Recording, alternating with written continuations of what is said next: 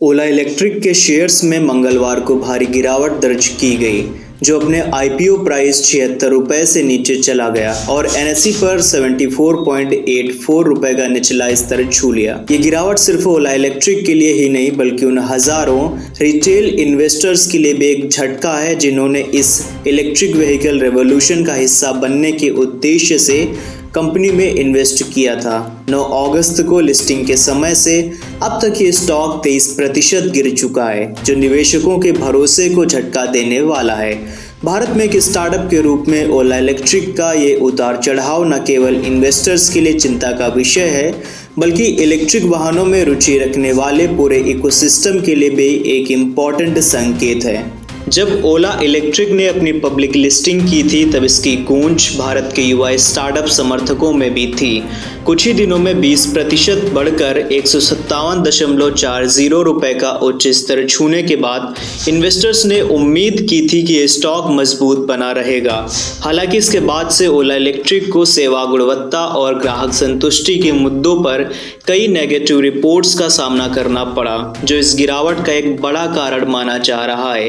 भारत में कंज्यूमर्स का एक्सपीरियंस और उनकी प्रतिक्रिया किसी भी स्टार्टअप के लिए बेहद महत्वपूर्ण होती है, खासकर जब ये कंज्यूमर बेस्ड प्रोडक्ट या सेवा का स्टार्टअप हो।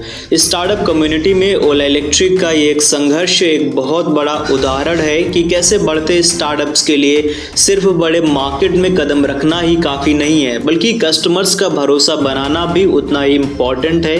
वैश्विक ब्रोकरेज फर्म HSBC ने भी इस चिंता को देखते हुए कंपनी के टारगेट प्राइस को 140 रुपये से घटाकर 110 रुपये कर दिया है। वहीं कोटक इंस्टीट्यूशनल इक्विटीज का मानना है कि ओला इलेक्ट्रिक की ईवी ग्रोथ के अवसरों का लाभ उठाने की क्षमता है, लेकिन सेवा गुणवत्ता के मुद्दों और प्रतिस्पर्धा की वजह से इसका भविष्य अस्थिर भी रह सकता है।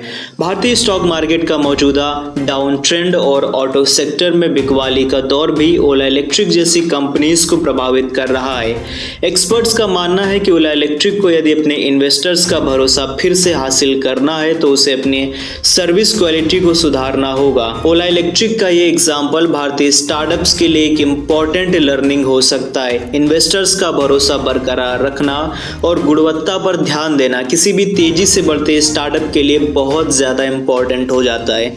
इस गिरावट से सिर्फ ओला इलेक्ट्रिक ही नहीं बल्कि पूरे भारतीय स्टार्टअप इकोसिस्टम के लिए एक बड़ी सीख है कि कैसे क्वालिटी, कस्टमर सर्विस और इन्वेस्टर्स का भरोसा किसी भी स्टार्टअप की लंबी सफलता के लिए महत्वपूर्ण है। शुक्रिया।